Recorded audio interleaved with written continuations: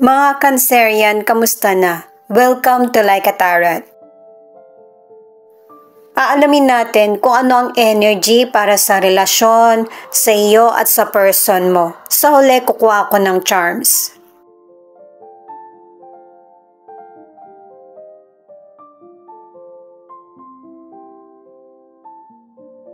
Itong imprisonment or slavery,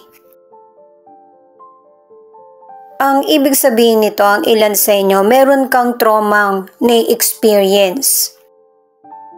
Pero naibalik na sa iyo yung kalayaan at dignidad. Yun nga lang ang ilan sa inyo, nakikisimpatya ka pa sa taong nagkaroon ng pagkakasala sa iyo. At saka ang ilan sa inyo, meron kang phobia sa masikip na lugar. Paalala para sa mga bagong viewers na ang reading na ito ay timeless reading, general reading at guide po lamang, kaya hindi magre-resonate sa lahat. Kunin mo lang yung akma sa sitwasyon mo. At kung kailan mo ito napanood, yon ang start ng 1 week reading para sa iyo. Ikaw na bahala magpalit kung si person mo ito o ikaw. Ituloy ko lang na sa simbahan, sinasabi din naman ni Father na may mga taong mahihina na dapat sila yung kinakaawaan. Yun yung ibang ginagawa ng Cancerians, yung umuunawa ka. Pero protektahan mo pa rin yung sarili mo sa mga taong mahirap maunawaan. Itong additional card ang nagsasabi na merong paraan para maresolbahan ang problems mo. Matuto kang makiramdam, maging aware, at saka magmased sa mga oportunidad. Lalo na kung patungkol ito sa financial or career mo. Kailangan mong mas magbigay ng pansin. Malaki yung potential mo. Marami pang darating, kaya yung energy mo, dun mo i-focus sa positive. Sa bagong buhay na sisimulan mo, safe ka na. At saka, ipagpatuloy na tuparin yung mga pangarap or hangad sa buhay. At anuman yung hardship na pinagdaraanan mo ngayon, tiisin mo lang muna ito kasi malalagpasan mo kung ano man yung mga problems na pagdaraanan mo. Yung failure na nararanasan mo ng ilan sa inyo, parte yan ng growth mo. Na para mas pahalagahan mo kung ano yung mga dumarating na blessings, good man ito or bad, ay importante para mababalanse mo ng tama yung buhay mo. Gamit naman ng tarot cards, alamin pa natin yung ibang detalye sa relasyon. At saka feeling ko sa cards mo, yung bang bilanggo ka sa sarili mong buhay. Yung parang wala kang choices kasi nahuhusgahan ka na. Iba't iba yung nararamdaman mo. 4 of Cups, 6 of Wands at the Hermit. Pinapakita sa cards na ito na meron kang personal problem na hindi mo gustong i-share sa kapwa. Nagtataka din yung mga tao sa paligid mo kung bakit nagbago ka, kumbaga naging tahimik ba. 2 cards na kasi nagsasabi na depressed ka at gusto mo munang mapag-isa. Hindi ka masyadong nagsishare online. Ang ilan sa inyo, naghahanap ka ng trabaho pero hindi ito yung trabaho na gusto mo. Pero ito yung available or ino-offer sa iyo. At wala sa plano mo na tanggapin ito. Ang ilan sa inyo, yung negosyo or trabaho na available sa iyo, yun yung tinanggap mo. Kahit na hindi ka biyasa or hindi ito yung dream job mo, ay nagbigay naman ito sa iyo ng magandang kita. natustusan yung pangangailangan mo. At saka, ang advice ng cards sa career o negosyo, bigyan mo rin ng time yung sarili mo kasi masyado ka nang nafo-focus sa trabaho or yung kalungkutan ba. Kasama na din dyan yung stress. Kaya kailangan mo munang dumistansya ng kahit isang araw o kaya ilang araw para ma-restart ka ulit. At kahit papano ay ganahan sa trabaho or negosyo. Ang ilang single, tinatanong mo yung sarili mo kung ano ba yung kakulangan sa iyo at yung relasyon mo ay hindi nagtatagal. Huwag kang mawalan ng pag-asa at magpatuloy. Alamin muna natin itong persecution and inquisition. Connected itong card mo sa naunang card kasi pag-uusig ang ibig sabihin. Ibig sabihin na pagbibintangan ka sa mga sitwasyon or bagay na hindi mo naman nagawa. Kaya pala sinabi sa relationship na cards na hininto mo muna yung connection sa ibang tao. Ang ilan sa inyo, ikaw yung nasisisi o napagbibintangan ka sa krimen or hocus-pocus. Ang advice para sa mga single, ipagpatuloy mo kung ano yung nasimulan mo. Hindi mo rin kailangan maghanap ng makakarelasyon kasi kusa itong darating, ano man ang gender mo. Huwag mo rin ikulong yung isip mo at sarili mo sa mga nakaraang hindi magandang experience sa love. Ito muna yung basahin natin. Challenge. Ibinigay sa iyo yung mga trials sa buhay mo kasi alam ng universe na kayang-kaya mo itong malagpasan. Kaya tanggapin mo ito at harapin. Kahit na may mga nangyayari sa buhay mo, ipagpatuloy mo pa rin yung pagiging masigasig sa mga bagay na gusto mo or kinakahiligan. Kasama na rin yung pagpapatuloy sa mga pangarap mo or dreams sa buhay para makamit mo ito. Kasi pangalawang card na ito na merong powerful energy na magbibigay sa iyo ng tagumpay. Yung tagumpay na hindi mo inaakala na darating sa buhay mo. At itong pinakamahirap na sitwasyon na pinagdaraanan mo ang huli bago mo ma-achieve yung tagumpay sa buhay. Kailangan mo itong pagdaanan kasi merong magandang kapalit yung mga paghihirap mo. Sa mga nasa relationship naman, yung person mo, ang layo ng loob niya sa iyo. Kaya feeling mo, yung parang nasa relasyon ka nga pero mag-isa ka lang. Na nag-e-effort na para magtagal yung relasyon niyo. At saka ang ilan sa inyo, sumusunod ka na lang sa kung ano yung nagiging daloy ng relasyon niyo or kung ano yung gusto ng person mo. At ang ilan naman, isa sa inyo ng person mo ang may problem sa gender, kaya walang physical contact. Ito na yung cards mo, Queen of Wands, the Lovers, at Five of Swords. Pinapayuhan ka ng cards na ito na maniwala at magtiwala sa sarili. Sa pagharap sa situation, kailangan isip mo yung gagamitin mo at hindi ang emosyon. Tanungin mo yung sarili mo at saka pakiramdaman kung happy ka ba sa situation na nangyayari sa buhay mo.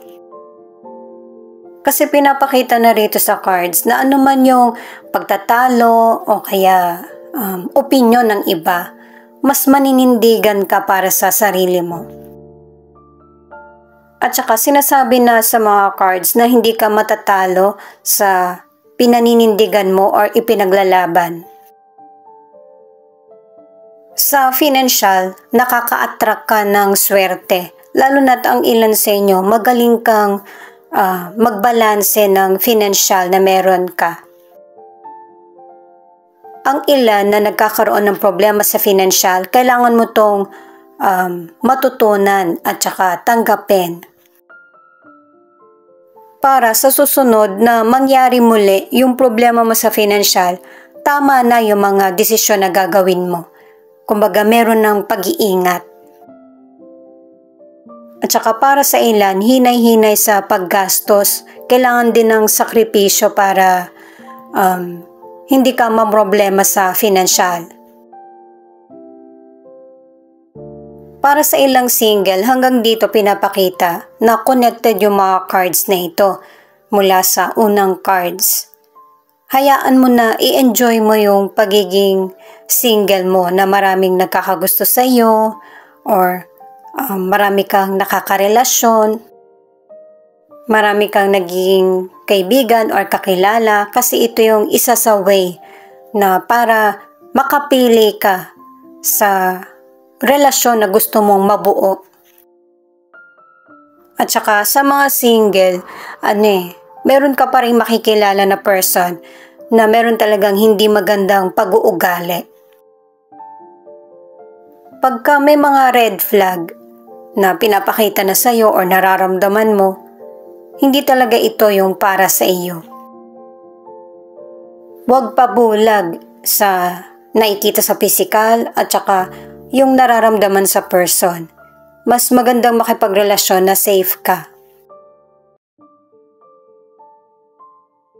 Itong card ng person mo na wisdom, base sa booklet kasi hindi ko to kabisado merong nalaman na importanteng lesson yung person mo o kaya na-experience na nagpadagdag sa impormasyon o kaya lesson sa buhay kung paano niya itatrato yung kapwa niya. At saka ang ilan sa inyo, ang person mo, mag-aaral siya ulit. Pero ang ilan, magpapalit ng karir yung person mo. Katulad mo, kailangan din niyang maniwala sa sarili niya at magtiwala kung ano yung interest niya at saka passion. Gusto kasi ng person mo na iakma sa sitwasyon niyo kung ano yung pangangailangan sa pamilya. Sa mga nasa relationship, stable ang relasyon niyo at saka tingin niyo ng person mo sa relasyon niyo, kayo na yung itinadhana. Alamin muna natin itong additional card ng person mo. Itong disiplina, ang sinasabi ng card ay kailangan mo ng makiramdam ng person mo kung ito na ba yung tamang timing para magkaroon ng next level ang karir niya. Pero sa ngayon, yung person mo, plano pa lang ito, hindi pa siya nakakapag-decide sa mga naiisip niya. At pinapakita sa card ng person mo na good partner siya. May mga importante siyang desisyon na gagawin. Or maybe nagawa na. Pero maging aware din yung person mo kasi hindi naman lahat ay aayon sa mga decisions niya. Kailangan pa ng adjustment. At kapag nagkaroon na siya ng tamang desisyon, magkakaroon ng hadlang or problem. Pero kailangan niyang harapin kung ano man yung mga desisyon na gagawin niya na maipaliwanag kung ano yung mga plano niya. Kung ikaw yung may-ari ng kumpanya, wala kang choice kundi ipagpatuloy yung career o kaya yung negosyo. Pero kung empleyado lang siya, siya yung may hawak ng kapalaran niya kung gusto niya magstay or magpalit. Magaling sa trabaho yung person may, kaya hindi agad aayon yung iba. Kumbaga, may panghihinayang. Ituloy ko lang sa relasyon na ang ilan sa inyo, nagkakaroon man kayo ng problems ng person mo, pero nasusolusyonan nyo din ito. At yung next na gagawin niyang solusyon sa problem ay pagtatalunan nyo din. Pero makakatulong ito sa inyo. The Chariot, the Magician, at Two of Cups. Ito yung cards ng person mo.